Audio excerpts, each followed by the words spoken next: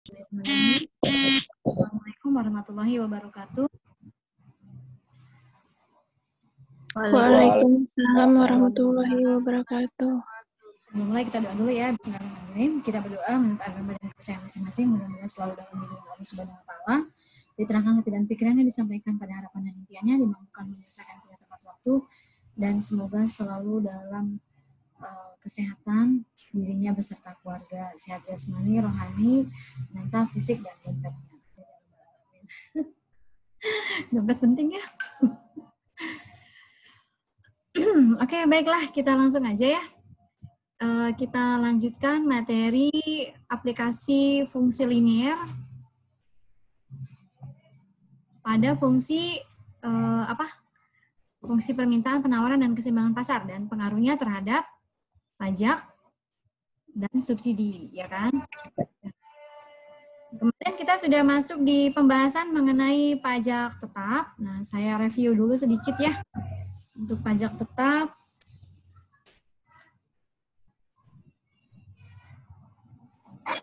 Semuanya kelihatan kan? Nah, untuk pajak, pengaruh keseimbangan pasar terhadap pajak, subsidi, pajaknya baik itu pajak tetap maupun pajak proporsional, yang dipengaruhi adalah semua pada sisi penawaran ya. Jadi yaitu pada fungsi QS-nya. Nah, untuk pajak itu terbagi dua, pajak tetap, yaitu nilainya sudah ditetapkan, contohnya T sama dengan Rp2, dan pajak proporsional, nilainya dalam bentuk persentase, contohnya T itu adalah 0,2P atau 20% atau 30% dari harga jual, itu contohnya. Kemudian subsidi juga sebenarnya sama, ada subsidi proporsional dan subsidi tetap, tapi nanti di pembahasan kita di subsidi tetap saja ya. Yang penting konsep untuk proporsional sudah paham. Nah, untuk pembahasan pajak tetap minggu lalu sudah kita bahas, yang dipengaruhi sisi penawaran, ya fungsi keseimbangan KID atau KID QS ataupun PD sama dengan PS, yang dipengaruhi sisi penawaran ya, ketika fungsinya QS, di mana polanya adalah min A plus BP, ketika sudah kena pengaruh pajak menjadi QST adalah min A plus B dalam kurung P min T. Dan pada fungsi P, A plus BQ, ketika sudah kena pengaruh pajak maka menjadi PSC sama dengan A plus BQ plus T. Nah, bagaimana supaya kita bisa membedakan penerapan pajak pada dua fungsi tersebut, ya kan, fungsi P maupun fungsi Q. Nah, kalian boleh membuat analogi seperti ini. Kalian membeli mie ayam di kios mie ayam atau membeli mie ayam di mall. Harganya pasti lebih mahal di mall ya, selain dari presise, abaikan yang presisenya 100.000 ya, anggap faktor lain tetap tidak berpengaruh. Nah, hanya ada faktor pajaknya saja yang membuat harganya lebih tinggi, ya kan? Nah, jadi ketika fungsinya P, ini kan fungsi P ya, itu akan bertambah tinggi kalau ditambah pajak. Jadi, tadinya harusnya sama dengan mie yang sama, kualitas yang sama, brand yang sama, misalkan ya, sama-sama produk home industry A misalkan, atau mie organik A. Nah, tapi karena ini di mall plus pajak, ya pajak restoran 10%, ya. Jadi pada fungsi P ditambah pajak. Nah, pada fungsi Q pajak itu jadi dikurang ya, jadi mengurangi. Kemudian pajak yang ditanggung konsumen ini adalah TK, PT, min P ya. Pajak tax konsumen itu PT adalah P yang sudah kena pengaruh pajak dikurang P normal. Nah, PT ini diperoleh dari hasil keseimbangan pasar yang sudah kena pengaruh pajak.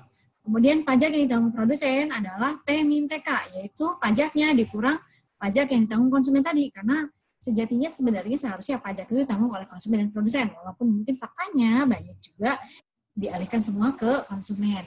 Kemudian pajak yang diterima pemerintah, yaitu sebagai pendapatan negara, T besar ya dinotasikannya, kita dikali T. Kitanya adalah kuantiti yang sudah kena pengaruh pajak dikali dengan besaran pajaknya. Kemarin kita sudah latihan soal ya, keseimbangan sebelum pajak, setelah pajak, menggambarkan grafik. Nah, keseimbangan sebelum pajak, ini normal seperti yang sudah di latihan kita. Kita langsung buat keseimbangan, equilibrium adalah QD sama dengan QS, kemudian hasil keseimbangan QD QS akan keluar nilai P. Nah, setelah keluar nilai P, kalian bisa substitusikan nilai P ini ke dalam QD atau QS, salah satunya saja. Ya, hasilnya akan sama. Jadi salah satu saja untuk efisiensi waktu, tapi kalau untuk trial tidak apa-apa, dua-duanya ke QD QS. Nah, kemudian di dalam koordinat keseimbangan adalah 12,5 dan 15. Nah, kalau sudah didapatkan, kita masuk ke pengaruh pajak. Nah, sebelum masuk ke pengaruh pajak, kita rubah dulu sisi penawarannya yang kena pengaruh pajak ya. Pada sisi penawaran berarti pada fungsi QST atau PST. Nah, karena di sini kena pengaruh pajak tetap sebesar Rp2, maka fungsinya jadi berubah ya. QST adalah dari tadinya min 10 plus 2P jadi kena unsur pajak jadi min T karena fungsinya Q. Kalau fungsinya P kena pajak bertambah ya. Jadi harganya naik. Min 10 plus 2P min T berarti maka didapat fungsi persamaan QST yang baru adalah ini ya, min 14 plus 2P. Baru dibuat keseimbangan yang kena pengaruh pajak. ID sama dengan QST. Ini adalah keseimbangan baru yang sudah kena pengaruh pajak.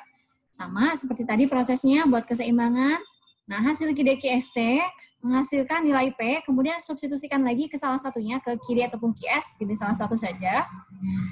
Ke KID misalkan, maka didapat koordinatnya adalah 13,5 13 dan 13,5. Jangan lupa nanti dituliskan ya. Kalau tadi saya tulisnya di atas ya. Karena penting membuat kesimpulan. Berapa sih keseimbangan pasarnya. Kemudian setelah itu tahapannya adalah buat grafik. Nah, grafik yang dibuat berapa asumsi grafik? Buat 3. KID, QS, dan QST. Jadi dalam satu gambar itu grafiknya sudah lengkap. Ada fungsi penawaran, fungsi permintaan, dan fungsi penawaran yang sudah kena pengaruh pajak. Dan kemudian hitung pajak yang ditanggung konsumennya. Nah, sekarang kita masuk ke pajak proporsional. Nah, prosesnya sama semua, mulai dari awal sampai akhir ya. Sama, sampai proses di TK, TP, sama T. Perbedaannya hanya pada T persennya saja, karena dia persentase ya. Sekarang kita lihat di latihannya. Nah, pajak proporsional dalam bentuk persentase, contohnya T-nya adalah 20% dari harga jual atau 0,2P. Sama, yang dipengaruhi adalah sisi penawaran, baik pada fungsi KID, QS maupun PDPS. Nah, pada fungsi QS, jadi kalau kena pengaruh pajak maka jadi QST. Sama ya semuanya, polanya seperti yang tadi, hanya tinggal tambah persen P. Ya, karena dia adalah pajak proporsional dalam bentuk persentase. Jadi ditambahin di belakangnya hanya persen P. Kemudian pajak yang ditanggung konsumen, produsen, dan yang diterima pemerintah juga sama. Nah, tinggal perhitungan ada sedikit perbedaan. Perbedaannya hanya tinggal memisahkan nilai pajaknya saja sebenarnya. Nah, kita ambil dari contoh yang sama, jika pemerintah mengenakan pajak sebesar 20% dari harga jual, tentukan keseimbangan sebelum pajak, keseimbangan setelah pajak, kemudian gambarkan dalam grafik, dan pajak ditanggung konsumen, produsen, dan pemerintah. Untuk menjawab yang A, ini kan sudah bisa ya, keseimbangan awal yang belum kena pengaruh pajak, ini sama seperti sebelumnya, QD sama dengan QS. Maka didapat keseimbangannya adalah 15 dan 12,5 ya kan. Nah, kemudian sekarang menjawab pajak yang jika pemerintah mengenakan pajak sebesar 20% dari harga jual. Maka jangan lupa yang dipengaruhi adalah pada sisi penawaran. Berarti QS-nya berubah dari min 10 plus 2P kena pengaruh pajak 20% P. Berarti tinggal ditambah dimasukkan ya pajaknya, nilai pajaknya jadi dikurang T persen P. Maka didapat ini kan tadi 20% dari harga jual boleh diganti atau dirubah ke desimal. Jadi, min 10 plus 2 dalam kurung P min 0,2P adalah min 10 plus 2 dikali P, 2P. Kemudian 2 dikali min 0,2P adalah min 0,4. Ya kan?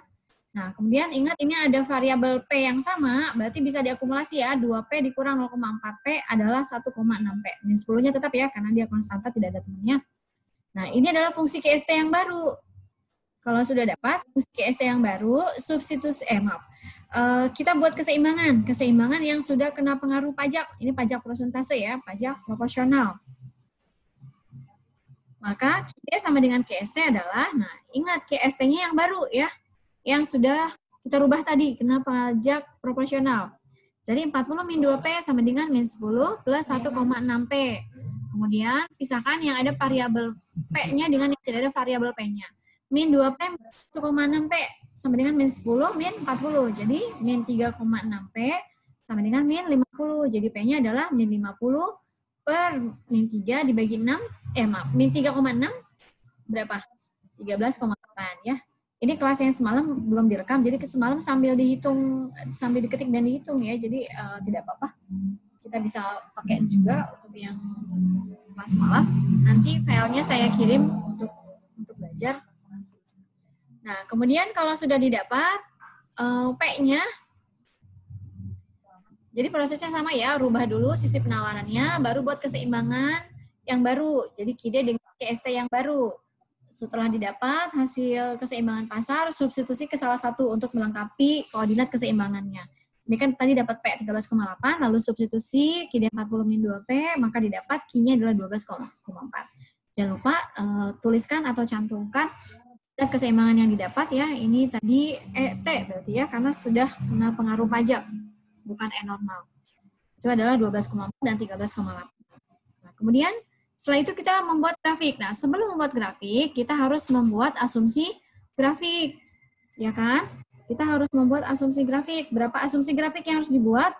Nah, ada 3 ya, ada KIDE, QS, dan QST ya, sesuai dengan fungsi yang tersedia yang diminta. Nah, pertama, KIDE sama dengan 40-2P, kita buat asumsi grafik ketika Q-nya 0 dan P-nya 0 posisi diagonal, ya kan? Ketika Q-nya 0, berarti min 2P akan pindah ruas, jadi positif 2P, ya kan? Jadi 40 dibagi 2 adalah 20. Kemudian ketika P-nya 0, 2 dikali 0 adalah 0, berarti 40 dikurang 0 adalah 40, ya. Kemudian yang QS, ketika Q-nya 0 dan P-nya posisi diagonal, P-nya berapa? Ketika Q-nya 0, berarti min 2P akan pindah ruas, ya kan? Jadi, sebentar, ini QS-nya berapa? Plus ya, ini salah. Positif ya, pindah ruas jadi negatif, jadi min 10 dibagi min 2 adalah 5, positif. Kemudian ketika P-nya 0, 2 dikali 0, 0, min 10 ditambah 0 adalah min 10.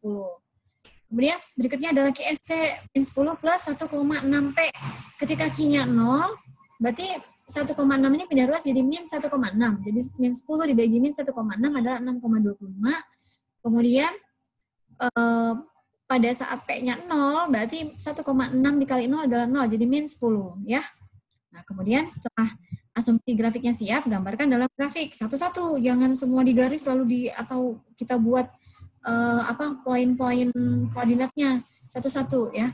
Dari KIDE dulu, ketika Q-nya 0, P-nya 20. Nah, terus di sini 20, terus di sini 40. Kemudian tarik hubungkan seret. Nah, ini adalah KIDE.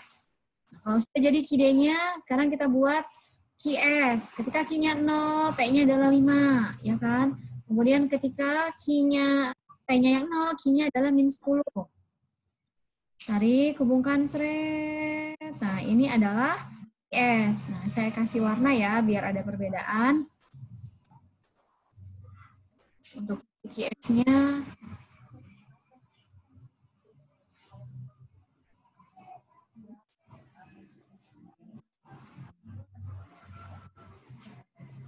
ini adalah QS ya kan.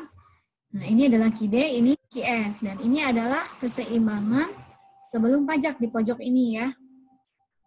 Nah, ini nggak bisa di-rotate ya, ini bukan semalam. Komputer Bapak nggak bisa di-rotate soalnya. Nah, ini adalah keseimbangan sebelum pajak. Kemudian, kalau sudah KIDE-nya sudah, QS-nya sudah, terus kita ngapain? Kita buat QST ya, ketika Q-nya 0, P-nya 6,25. Ketika P-nya 0, Q-nya min 10. Nah, asumsi skala tepat, tarik, seret. Maaf, kita jangan ke QST dulu, lupa kan. Tadi kita sudah ketemu ya pertemuan antara KIDE sama QS, ada koordinat keseimbangan di sini, ya kan? Lihat di jawaban yang A, tadi koordinatnya ada di 15 dan 12,5. Q-nya 15 dan P-nya 12,5 ya. Nah, tarik. Nah, ini adalah koordinat untuk keseimbangan sebelum pajak. Ya, 15 dan 12,5. Nah, kalau sudah keseimbangannya, baru kita masuk ke QST. Ketika Q-nya 0, P-nya 6,25. Ketika P-nya 0, Q-nya min 10. Nah, tarik, seret, ya, hubungkan. Kita kasih perbedaan ini dulu, warna.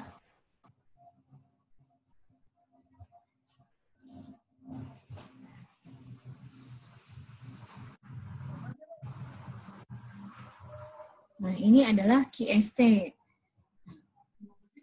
QST ini, kemudian lihat perpotongan antara KIDE dengan QST, di sini adalah equilibrium, keseimbangan pasar.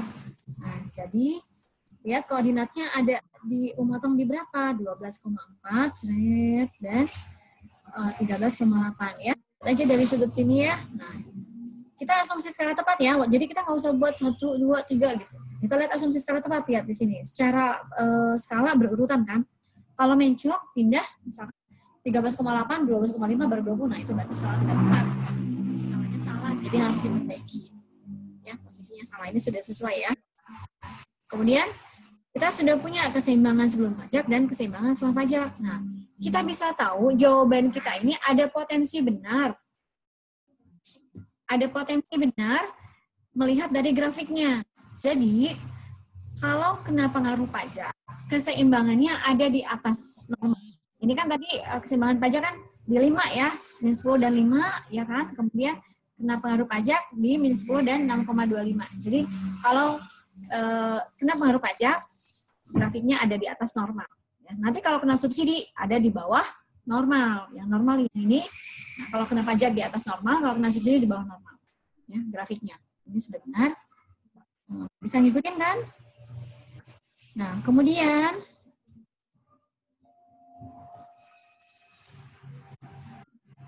berikutnya adalah pajak yang ditanggung konsumen, produsen, dan pemerintah. Nah, kita tadi sudah punya koordinat keseimbangan ya. Kita bisa lihat dari koordinat keseimbangan, equilibrium yang jadi kesimpulan dari keseimbangan pasar QDQS, ya kan, yang bagian A sama bagian B, atau kita bisa lihat langsung dari sini, dari grafik. Untuk mengerjakan TK, TP, dan T. Nah, TK adalah pajak yang ditanggung konsumen, diperoleh dari PT min P. PT adalah P yang sudah kena pengaruh pajak. Nah, siapa sih yang sudah kena pengaruh pajak? Kalau ini kan tadi koordinat keseimbangan sebelum pajak ya. Nah, berarti yang ini yang sudah kena pengaruh pajak. Ini kan Q, yang ini P. Berarti 13,8. Ya, coba sambil suaranya dibuka. Jadi bisa sambil ngikutin gitu loh, sambil ngerespon. Jadi kalau ada yang merespon, kalian lebih mudah paham. Jadi jangan ditutup semua, videonya juga dibuka ya.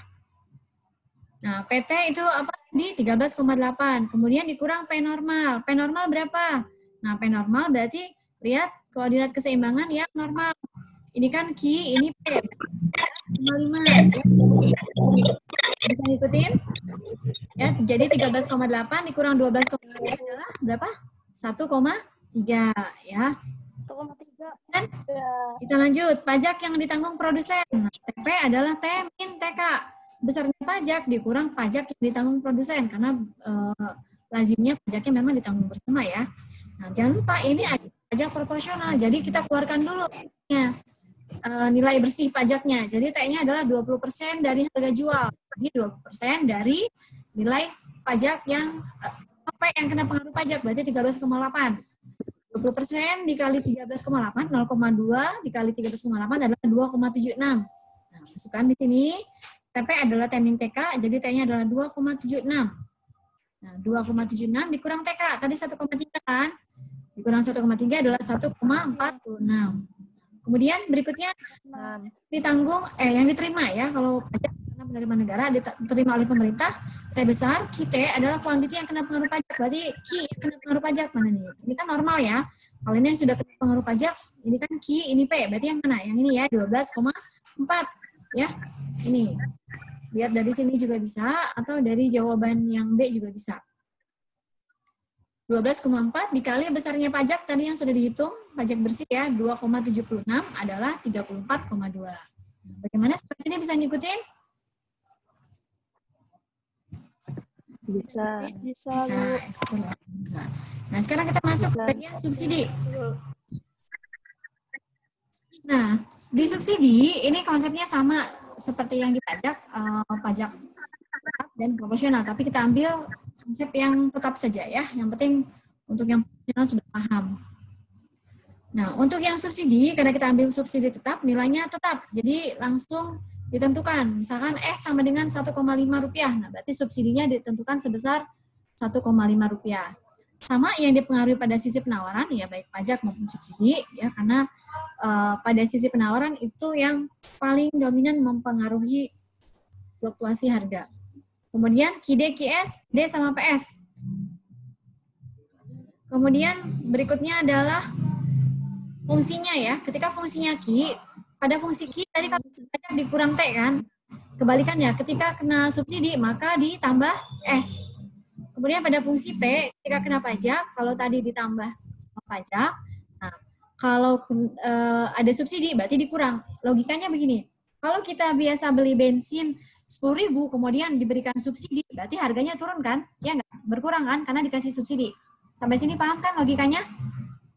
Paham ya? Jadi subsidi ada fungsi P jadi dikurang, harganya jadi turun karena disubsidi ya. Kemudian subsidi yang diterima konsumen. Nah, ini rumusnya beda di sini untuk yang TK tadi. Di sini dinotasikan dengan SK ya, karena subsidi untuk konsumen. Kalau tadi kan PT min P, jadi P yang sudah kena pengaruh pajak dikurang P normal. Nah, sekarang kalau subsidi kebalikannya P normal dikurang P yang sudah kena pengaruh pajak. Notasinya tadi kalau yang pajak kan T ya, KST, PST. Nah, kalau yang subsidi KSTR, KS transfer, atau boleh KS aksen. PSTR, PS transfer, PS subsidi artinya, atau boleh PS aksen. Bebas ya. Nah, kemudian kita kembali ke sini ya, subsidi yang diterima konsumen, P normal dikurang P yang sudah kena pengaruh subsidi. Jadi dinotasikan dengan P aksen. Kemudian SP, surplus, jadi surplus. Subsidi yang diterima produsen adalah S besarnya subsidi dikurang subsidi yang tadi diterima oleh konsumen. Jadi dibagi dua subsidinya ya. Kalau pajak juga sebenarnya ditanggung bersama, tetapi kenyataannya kemudian subsidi yang dikeluarkan pemerintah. Nah, ini adalah S besar ya. Q aksen berarti kuantiti yang sudah kena pengaruh subsidi dikali besarnya subsidi. Nah, sekarang kita ke contoh soal. Diketahui QD sama dengan 40 dan QS-nya min 10 plus 2P. Ini soal yang sama ya. Jika pemerintah memberikan subsidi sebesar 1,5 rupiah, tentukan keseimbangan sebelum subsidi, keseimbangan setelah subsidi, gambarkan dalam grafik SK, SP, dan S. Nah, berarti keseimbangan sebelum subsidi sama ya, karena sebelumnya juga sudah ya. Maka kita masuk langsung ke keseimbangan setelah subsidi. Kalau yang sebelum subsidi kan normal ya, biasa gitu, QDQS. Nah, kalau yang keseimbangan setelah pengaruh, baik pajak maupun subsidi, dirubah dulu fungsi QS-nya, fungsi penawarannya dirubah dulu. ETR atau aksen adalah QD QSTR. Nah, kita rubah dulu QS-nya tadi min 10 plus 2P, kena pengaruh subsidi sebesar 1,5, maka QSTR adalah min 10 plus 2 dalam P plus S. Di pajak kan tadi min T ya. Nah, kalau kena subsidi kebalikannya, jadi positif plus S. Kemudian min 10 plus 2 dikali P adalah 2P, 2 kemudian S-nya tadi 1,5 ya. 2 dikali 1,5 adalah 3. Jadi min 10 plus 3 adalah min 7 plus 2P. Itu adalah fungsi penawaran yang baru setelah subsidi. Sampai sini bisa ngikutin? Bisa. Okay. Ya Allah, Bu. Kemudian, kalau sudah, kita buat keseimbangan baru. ETR, E-transfer, E-subsidi. Notasinya bebas ya, boleh E-aksen atau ETR. QD sama dengan QSTR. Keseimbangannya dengan fungsi penawaran yang baru, yang sudah kena pengaruh subsidi tadi. 40 min 2P sama dengan min 7 plus 2P. Kemudian, pisahkan yang ada variabel P-nya dengan yang tidak ada variabel, min 2P, min 2P, sama dengan min 7, min 40. Jadi min 4P adalah min 47. Proses pindah ruas dan berubah tanda sudah paham ya. Jadi P-nya adalah min 47. 4 adalah 11,75. Nah, kalau sudah dapat P-nya, kita substitusi ke salah satu QD atau QS, karena keseimbangan kan berpasangan ya, ada Q dan ada P. Jadi kita harus cari Q-nya, substitusi ke salah satu, boleh ke QD-nya atau boleh ke QSTR. Sebaiknya yang sederhana ya. 40 min 2P substitusi 11,75, maka didapat Q-nya adalah 16,5. Jangan lupa koordinat keseimbangannya dituliskan lagi ya. Kemudian setelah itu ngapain? Buat grafik. Nah, sebelum membuat grafik, kita harus membuat asumsi grafik. Keseimbangan awal sudah, keseimbangan setelah pengaruh juga sudah dapat. Nah, sekarang kita buat grafik. Ada berapa asumsi grafik yang dibuat? Berarti ada QS dan QSTR. Nah, QD tadi kan sama ya, untuk QD sama QS sama, karena tadi sudah latihan di atas. Nah, sekarang kita lihat yang QSTR. QSTR-nya min 7 plus 2P. Ketika Q-nya 0, dan P-nya 0 positif diagonal. Kita cari ketika Q-nya 0, berapakah P-nya? Maka positif 2P akan pindah ruas jadi min 2P. Ya kan? Jadi min 7 dibagi 2 adalah 3,5. Kemudian ketika P-nya yang 0, 2 dikali 0 adalah 0. Min 7 ditambah 0 adalah min 7. Ya. Kalau sudah, Kita gambarkan grafiknya seperti tadi di awal ya, menggambar grafiknya. Pertama kalian buat dulu Q-D, ketika Q-nya 0, P-nya 20, ketika P-nya 0, 40, tarik seret. Nah, hubungkan ini adalah Q-D. Nah, udah jadi Q-D-nya, kemudian buat QS-nya, ketika Q-nya 0, P-nya adalah 5, kemudian ketika P-nya min 10, tarik seret. Nah, ini adalah QS. Nah, perpotongan Q-D sama QS ini adalah keseimbangan awal. Di sini ya, di atas keseimbangan sebelum subsidi. Jangan lupa. Nah, setelah keseimbangannya tadi, kita lihat koordinat keseimbangannya ada di berapa? Ada di 15 dan 12,5. Nah, tarik seret dari pojok-pojoknya ya, dari sudut pertemuannya. Nah, 15 dan 12,5. Nah, sudah jadi kan? Sekarang kita akan menggambarkan grafik pengaruh subsidi pada sisi penawaran tadi ya. Ketika Q-nya 0, P-nya 3,5, ketika Q-nya 0, Q-nya adalah min 7.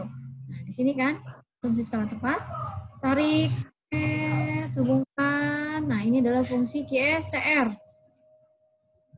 Kenapa, Kak? Tapi nggak boleh sendok. Oh, lengkap.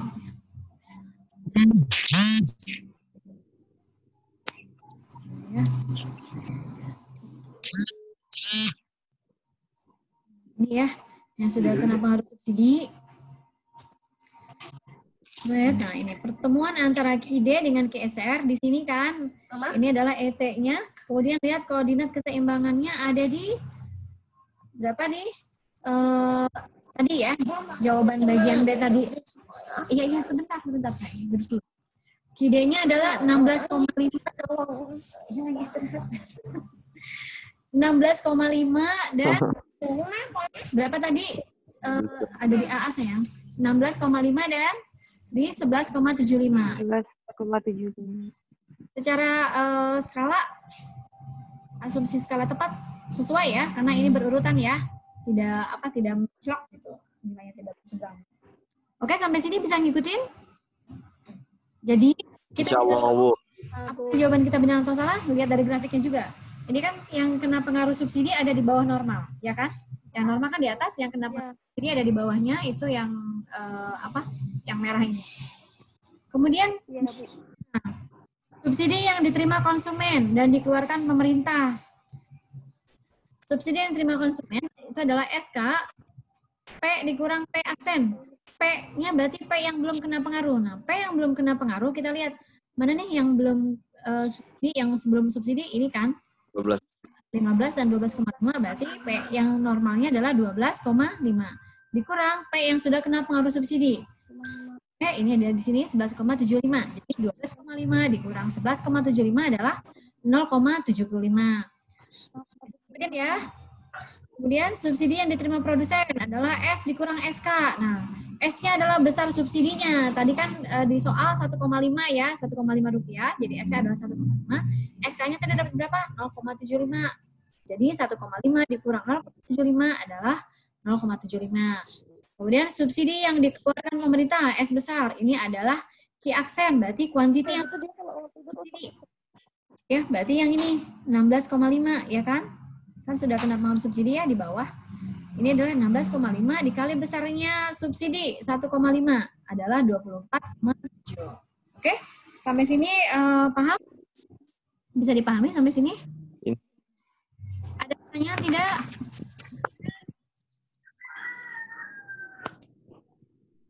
Tidak ada pertanyaan? Baik, kalau tidak ada pertanyaan, sebelum diakhiri, kisi-kisi dulu. Kalian nggak ingin nanya kisi-kisi? Ya Bu, kisi-kisinya apa dong Bu? Ya, kisi-kisinya materi setelah UTS ya, yaitu aplikasi fungsi linier. Kemudian bagaimana membentuk fungsi linier. Mulai dari 2 titik koordinat, 1 titik koordinat, dan lebih dari 2 titik koordinat yang menggunakan persamaan regresi sederhana. Ya, masih ingat kan? Kemudian sampai di soalnya nanti pilihan ganda ada 20 ya. Kemudian ada soal esai, ada soal kasus. Nah, soal kasus sama esai masing-masing. Nah, untuk esai sama kasus itu kan tulis tangan ya, di foto, kompres maksimum 1 mega, tetapi sangat disarankan kalian bisa kompres misalkan hanya di 100 kilobyte atau 200 kilobyte supaya pada saat upload nanti lebih mudah karena ringan gitu, ya. Jadi kompres, sudah tahu kan cara mengkompresnya, bisa dikompres online ya. Itu saja saya rasa informasinya untuk ujian. Kemudian ada pertanyaan tidak sepanjang perjalanan kita ini, ada yang mau ditanyakan? Tidak ada. Baik, kalau tidak ada, akhirul kalam, sebelum tutup, saya mohon dibukakan pintu maaf yang seluas-luasnya atas banyak hal yang kurang berkenan, dan mudah-mudahan ilmunya bermanfaat, kalian mendapatkan hasil terbaik, semua nilai ujiannya bagus, dan ilmu jadi magnet rezeki juga. Amin. Ada yang mau bertanya? Nggak ada? Ya, sudah, baik. Kalau gitu, Nanti Bu. di sini ya. Atas perhatiannya, dan sekali lagi selama perjalanan kita 1 semester, mudah-mudahan itu bermanfaat. Ambil yang baik, buang yang tidak baik. Semoga kita bisa bertemu lagi di semester baru ya, semester Kemudian hari. keadaan sehat walafiat dan offline ya. Oke. Nanti kalau ketemu saya jangan sungkan menyapa, dan harap maklum juga karena saya sulit mengenali kalau lihatnya begini, belum lihat foto tempat campur. Nah, ingat. Wajah juga kadang kelihatan penuh, kadang enggak, ya kan? Ya, harap maklum. Oke? Bisa kita tutup atau masih ada yang mau bertanya? Ya, kalau pertanyaannya nanti menyusul, nggak apa-apa, di WA grup aja ya. Kita tutup sampai di sini. Selamat pagi, selamat melanjutkan belajar. Assalamualaikum warahmatullahi wabarakatuh.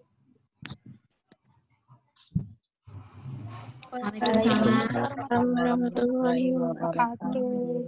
Oke, saya akhiri ya.